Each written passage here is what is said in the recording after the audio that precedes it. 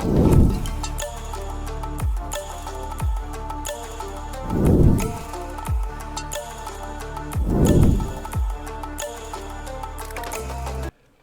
to Far East Wargaming, bringing you another Heresy Thursday update. I'm Richard, your host, and once again joining me is Jason. Hello, everyone. Glad to be back. Apologies in advance if I sound a little bit nasal. I'm actually traveling for work and dealing with a bit of some allergies right now. Yes.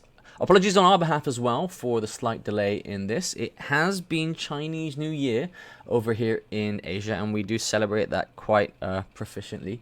And so Gong Xi Fa Cai to all of our viewers who are celebrating Chinese New Year or have celebrated Chinese New Year. Yep, and a little Xin Yan Kuai Le as well, so you got a couple of different dialects there. Best wishes. Yeah. Okay, well, while we were away, we've had 2 new drops on Heresy Thursday. Once again, glad it's happening, glad we're getting new models. And what's happened is they shifted outside of the Adeptus Astartes, and we are looking at the Cult Mechanicum. Yeah, we've got a couple new HQ models here, which is very interesting for a lot of different reasons we'll dive into. These are new models for units that we previously did not see any models for in the Mechanicum book. So a little bit of an interesting change, I think, from GW on these. Yeah, the first one was released a couple weeks ago, was the Secutarii Axiarch, who is the HQ model, I believe, for their Divisio Tactica, which is mainly the Titan side of things.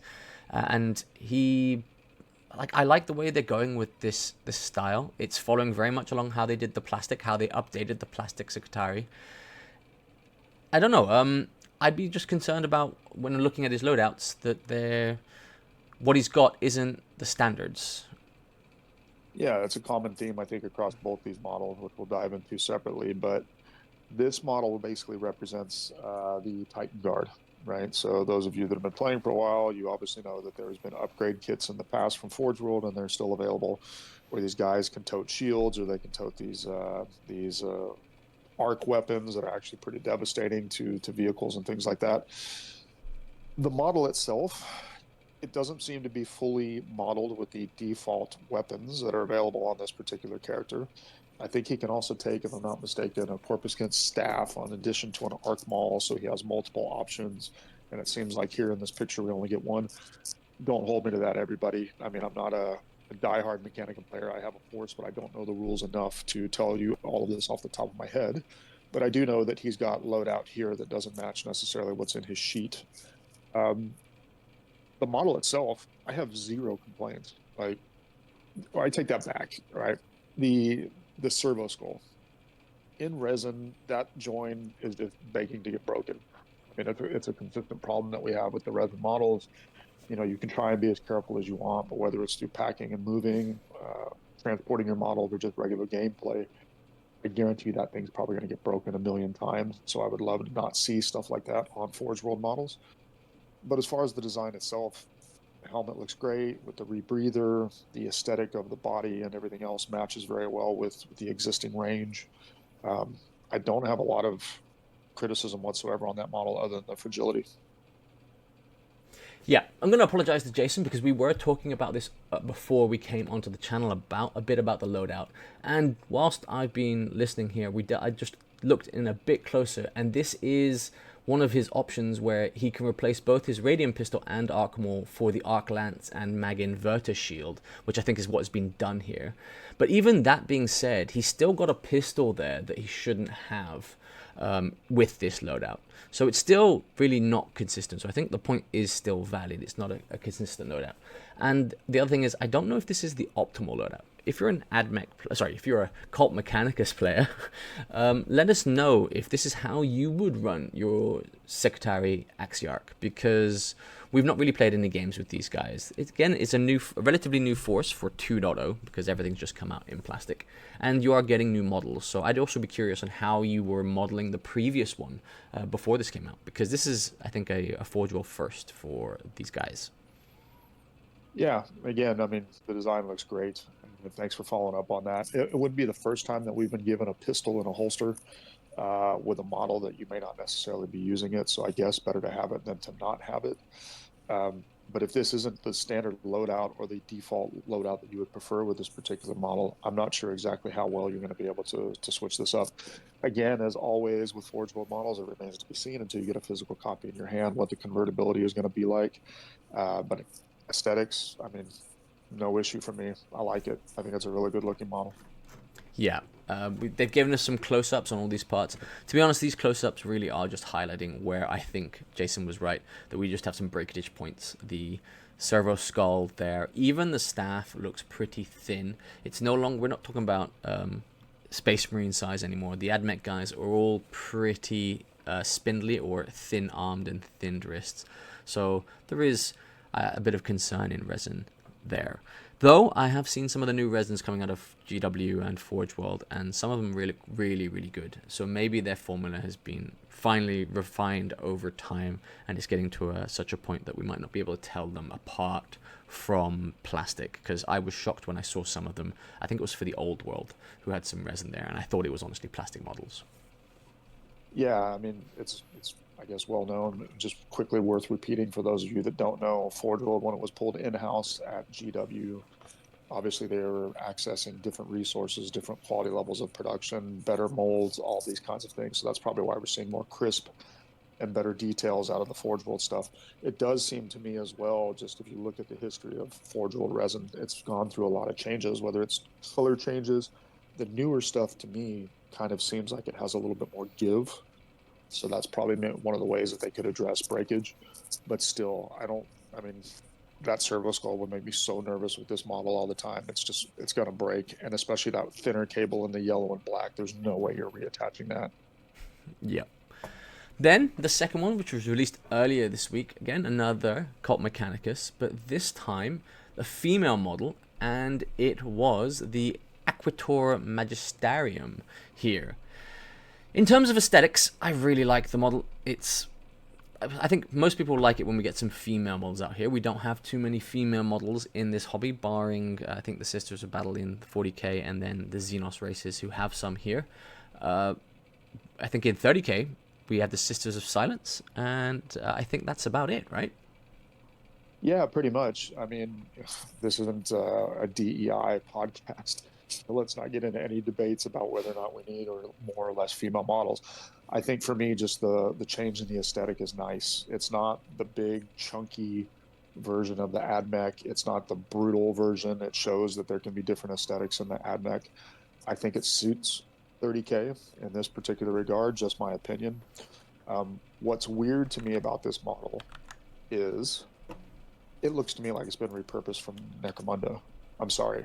Uh, I don't know what the purpose of the second guy is, because if I'm not mistaken, and you probably have the rulebook right in front of you again. If I'm not mistaken, I'm not sure that there's even a rule entry for that second model that comes with this, unless you're running him as something like a cyber familiar or whatever, but I'm not even sure these can take cyber familiars. It seems very weird to me, because even though I like the model a lot, I don't know. I mean, again, was this something that was originally planned for Necromunda, and they're like, hey, well, we can make this fit this other thing for 30K? I mean, I don't know. It just seems odd.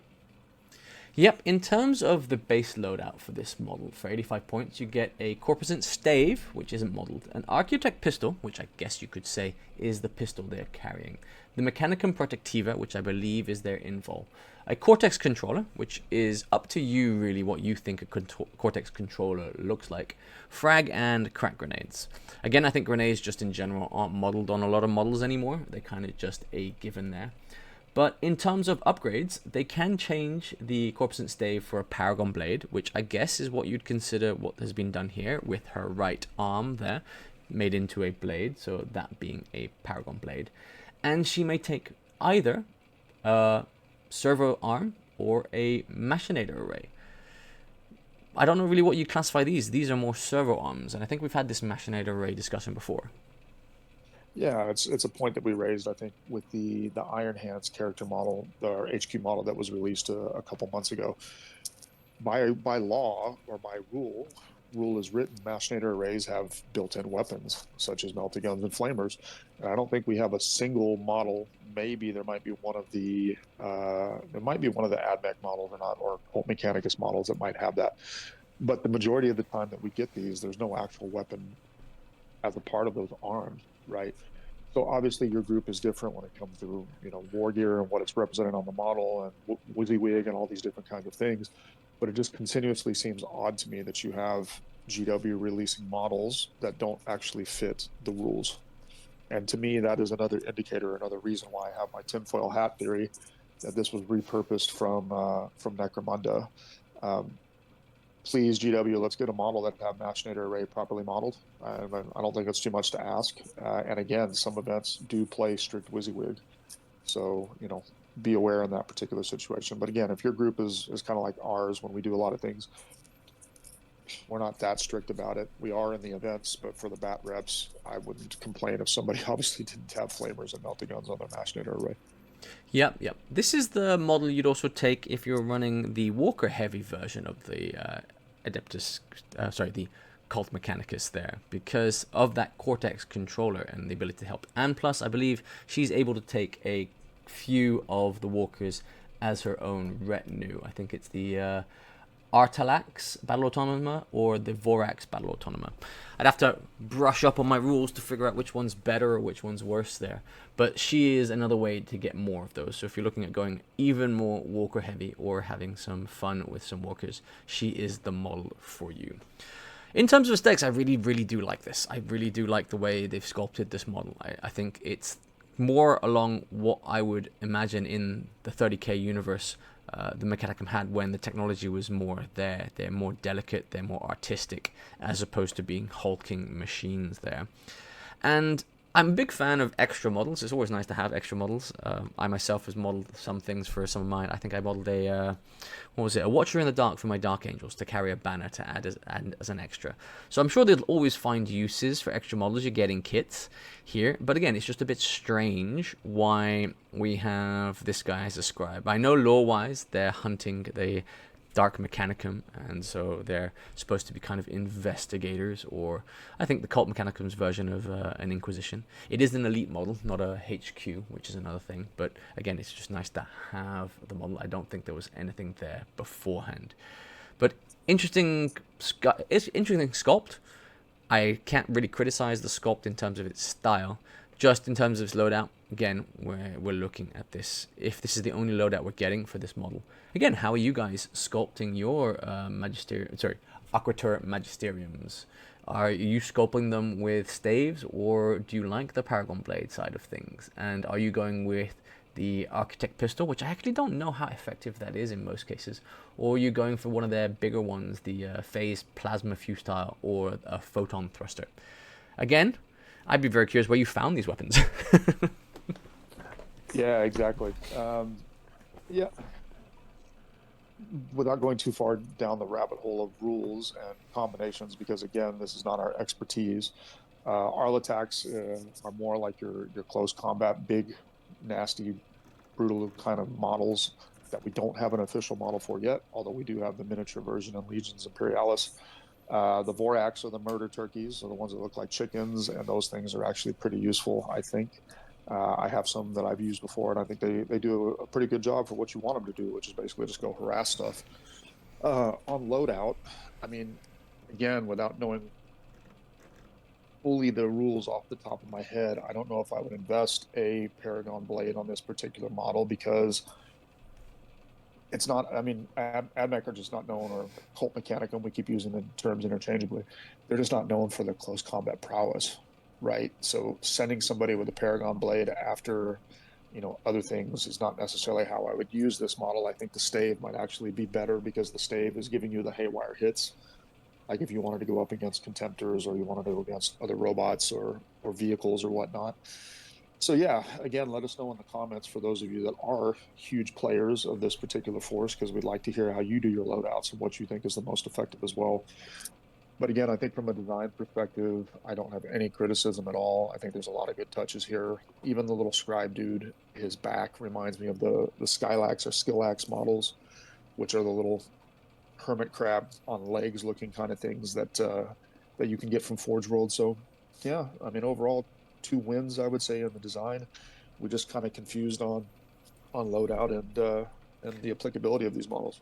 Well, I've got the stats in front of me right now. We can quickly go over them. It might change your mind a bit because after having a little gander at myself, I think they are actually pretty viable. So they are movement 7, weapon skill 5, ballistic skill 5, strength and toughness 5 with 2 wounds, I4, 2 attacks, and a 3+ save with a 10 leadership there. They've got Battlesmith 5+, which doesn't really affect the close combat side of things, a Inherent 5+, Feel No Pain, and they have Precision Strikes 5+. So again, maybe as a character hunter and how they're designed to be hunting down Dark Mechanicum, these wouldn't be too bad in close combat. The weapon skill 5 is one of the big things we've talked about and how important that is in close combat. And the fact that their strength and toughness 5, or mainly toughness 5, means that it's very unlikely they'll ever lose their 5+ Inherent Feel No Pain. Yeah, I mean, all valid points. You changed my mind, but only ever so slightly, because my challenge back to that is, with only 2 base attacks and with a Paragon Blade being a specialist weapon, meaning you don't get the bonus attack, at best you're doing 3 attacks on the charge.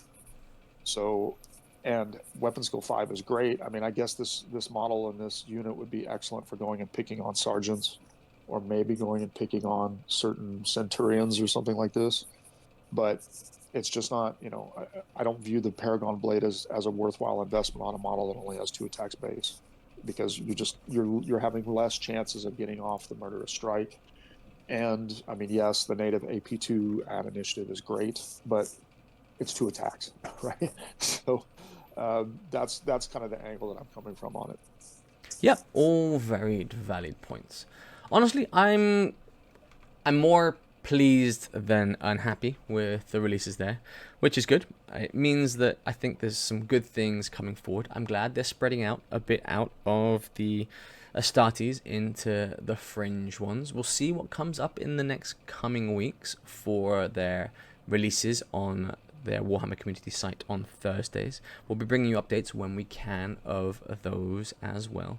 We've got a busy few weeks work-wise and travel-wise amongst us here at Far East Wargaming, but we're still around, we're still bringing stuff when we can, and we're not going anywhere anytime soon. But if you have any comments on what we've been discussing, and if you are a Cult Mechanicus player and you're absolutely loving these models, let us know in the comments. Let us know why you think these are good. Or if you absolutely hate them, let us know why you think they are bad. Just keep it constructive in the comments there, and we're always looking to reply and have a conversation with you guys down there.